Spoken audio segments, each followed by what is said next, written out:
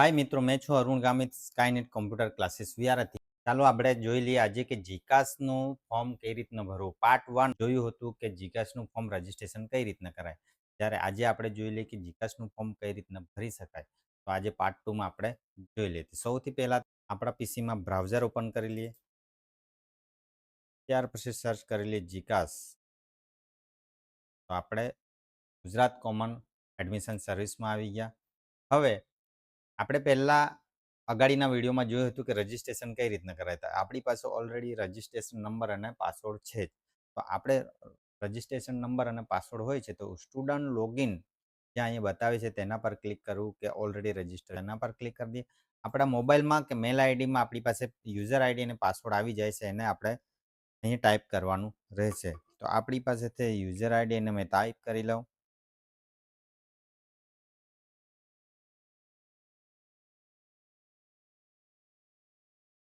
ત્યાર પછી આપણી પાસે પાસવર્ડ છે, તો પાસવર્ડ હોય આપણી પાસે તો પાસવર્ડ પર ક્લિક કરવું. અગર નથી તો ઓટીપી પર ક્લિક કરી જે બી પ્રોગ્રામ ટાઈપ છે આપણે રજિસ્ટર વખતે લીધેલું હોય એને આપણે અહીંથી સિલેક્ટ કરીને કેપ્ચર દાખલ કરીને ઓટીપી લઈને પણ લોગિન કરી શકાશે. તો આપણે ઓટીપી લઈને લોગિન કરી લઈએ.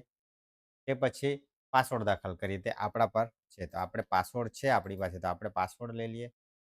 આપણે રજિસ્ટર કરેલું છે અંડર ગ્રેજ્યુએશન રેગ્યુલર, એના પર ક્લિક કરી પાસવર્ડ દાખલ કરી દઈએ. આપણે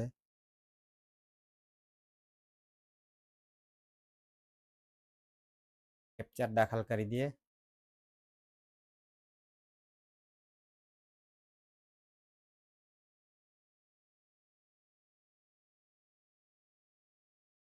ઓકે, લોગિંગ થઈ જાય છે તો આ પ્રકારનું ડેશબોર્ડ આવી જાય છે.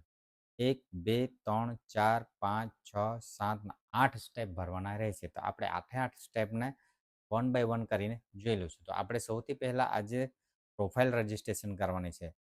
પ્રોફાઇલ પર ક્લિક કરી કે આપણે પ્રોગ્રામ ટાઈપ, કોર્સ ટાઈપ એટલે કે આપણે પહેલેથી રજિસ્ટ્રેશન કરેલું હોય છે તે એપ્લિકેશન નંબર જે આપણે મેલ આઈડી કે મોબાઈલ નંબરમાં આવી જાય છે. ત્યાર પછીનું સ્ટેપ છે આપણે વિદ્યાર્થીનું નામ. વિદ્યાર્થીનું નામ આપણે રજિસ્ટ્રેશન ટાઈપે જે ટાઈપ કરેલું હોય છે એ આવી જશે. અગર તમારે આમાં ચેન્જ કરવું છે તમે આને ચેન્જ પણ કરી શકશો. તો મારી પાસે છે અરુણભાઈ ગણપતભાઈ ગામિત. તો આવી રીતના ચેન્જ પણ કરી શકાય છે. આપણી પાસે જે બી રજિસ્ટ્રેશન ટાઈમે હોય એ જોઈ લેવાનું. ત્યાર પછીનું સ્ટેપ છે આપણે ડેટ ઓફ બર્થ, જન્મ તારીખ. તો આપણી જે બી જન્મ તારીખ હોય છે એ દાખલ કરવાની હોય છે. આપણે એલસી પ્રમાણે જે બી જન્મ તારીખ દાખલ કરવામાં આવે છે એલસીની. ત્યાર પછીનું સ્ટેપ છે આપણે જન્મ તારીખ. જન્મ તારીખ આપણે એલસી પ્રમાણે જે બી જન્મ તારીખ એલસીમાં દાખલ કરવામાં આવે છે અહીંયા ટાઈપ કરવાની રહેશે. કેલેન્ડરની મદદથી લઈ શકે છે. ત્યાર પછી મેલ આઈડી. મેલ આઈડી અને મોબાઈલ નંબર આ છે રજિસ્ટ્રેશન વખતે આપણે દાખલ કરેલું હોય છે એ જ આવી જશે. આને બદલી શકાશે નહીં. ત્યાર પછીનું સ્ટેપ છે આપણે વાલી પિતા પતિનું નામ. એટલે કે ઘણીવાર એવું બી થઈ શકે છે કે કોઈ સ્ટુડન્ટ મેરિટ છે તો મેરિટમાં પતિનું નામ દાખલ કરી શકે છે. અગર નથી મેરિટ તો આપણે વાલી કે પતિ કે પિતાનું નામ દાખલ કરી શકીએ. તો આપણે પિતાનું નામ દાખલ કરી દેવું. અહીંયા મારા પિતાનું નામ દાખલ કરી દીધું છે મેં, ગણપત. ત્યાર પછીનું સ્ટેપ છે આપણું મમ્મીનું નામ. તો અહીંયા મમ્મીનું નામ દાખલ કરવાનું હોય છે તો આપણે મમ્મીનું દાખલ કરી દઈએ. ત્યાર પછી આપણે માતા પિતા વાલીનો મોબાઈલ નંબર અહીં જે એટલે આપણા મમ્મી પપ્પા કે કોઈ કારણસર મમ્મી પપ્પા નથી તો આપણે ભાઈ બહેન દાદા દાદીનું દાખલ કરી શકીએ. મોબાઈલ નંબર લઈ શકાય છે. આપણે મોબાઈલ નંબર દાખલ કરી લેવો. ત્યાર પછીનું સ્ટેપ છે કેટેગરી. કેટેગરી આપણે રજિસ્ટ્રેશન ટાઈમે જે પણ સિલેક્ટ કર્યું હોય તે આવી જશે. ત્યાર પછી કાસ્ટ સર્ટિફિકેટ, જાતિના દાખલાનું પ્રમાણપત્ર તારીખ. એટલે જાતિના જાતિના પ્રમાણપત્રની તારીખ એટલે આપણે જાતિનો દાખલો જ્યારે પણ કઢાવેલો હોય તો તે તારીખ તે જાતિના દાખલા પર છાપેલી હોય તે આપણે અહીંયા દાખલ કરવાની રહી છે. ત્યાર પછીનું છે સ્ટેપ જાતિ. જાતિ એટલે આપણે રજિસ્ટ્રેશન ટાઈમે જે દાખલ કરેલું હોય છે તે આવી જાય. અગર તમારે ચેન્જ કરવું હોય તો પણ શકાશે. ત્યાર પછી ડિસેબિલિટી, દિવ્યાંગતાનું પ્રકાર એટલે એ પણ જ્યારે તે ટાઈમે આપણે રજિસ્ટ્રેશન કરેલું હોય તે આવી જશે અને બદલી શકાશે નહીં. એટલે રજિસ્ટ્રેશન કરતી વખતે આપણે ધ્યાને લેવાનું રહેશે. પછી છે માઇનોરિટી, લઘુમતી. લઘુમતી લાગુ પડે છે તો એને આપણે યસ નો કરી શકાશે. નથી લાગુ પડતું તો નો પર ક્લિક દેવું. પછી રિલિજન છે, ધર્મ. અગર તમારે ધર્મમાં ક્લિક કરશું એટલે બુદ્ધિસ્ટ, ક્રિશ્ચન, હિન્દુ, જૈન, મુસ્લિમ આવી જાય છે. તે તમને જે પણ લાગુ પડે છે એના પર ક્લિક કરી દેવું. પછીનું સ્ટેપ રહેશે આપણું રાષ્ટ્રીયતા. રાષ્ટ્રીયતા એટલે આપણે ઇન્ડિયન છે તો ઇન્ડિયન લઈ શકશું. અગર ફોરેનર છે, આપણે બહારના સ્ટુડન્ટ છે તો ઓધર ધેન ઇન્ડિયામાં ક્લિક કરી શકાશે. તો એ ક્લિક કરશું તો આપણે અહીંયા દેશનું નામ, જે તે કન્ટ્રીમાંથી આપણે ભણવા આવી રહ્યા છે એ કન્ટ્રીનું નામ દાખલ કરવાનું રહેશે. આધાર કાર્ડ હોય તો લખી શકાશે. આધાર કાર્ડ પ્રમાણે નામ.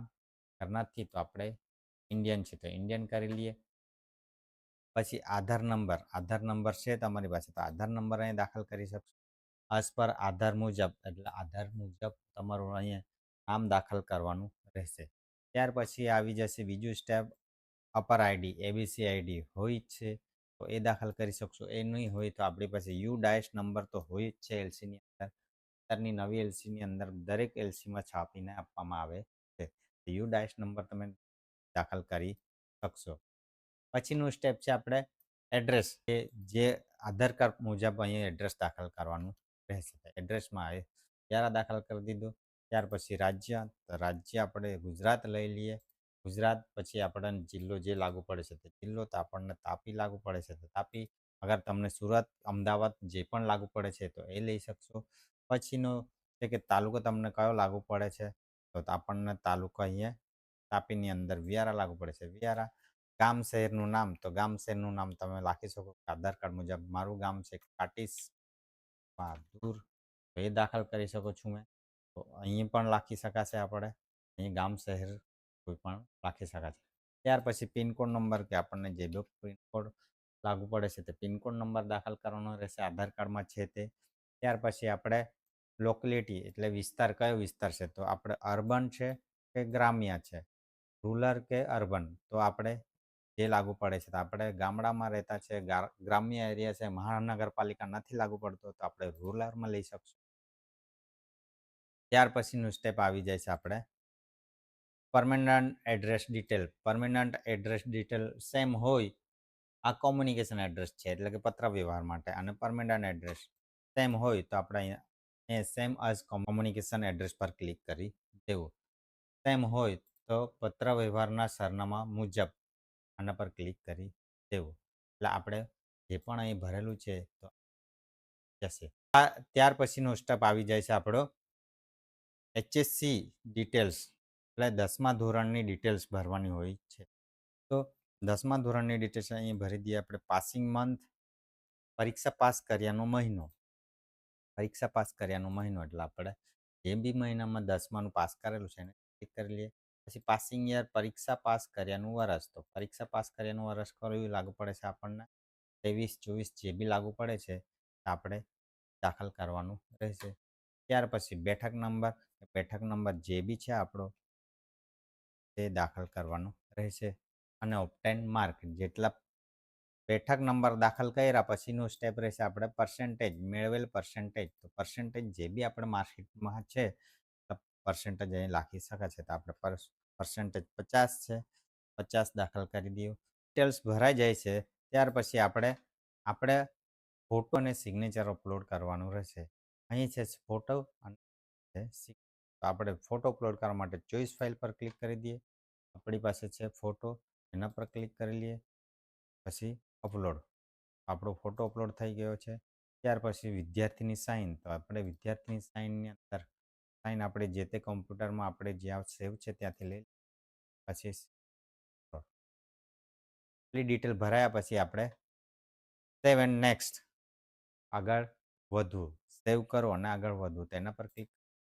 આપણે બીજા સ્ટેપ પર આવી ગયા.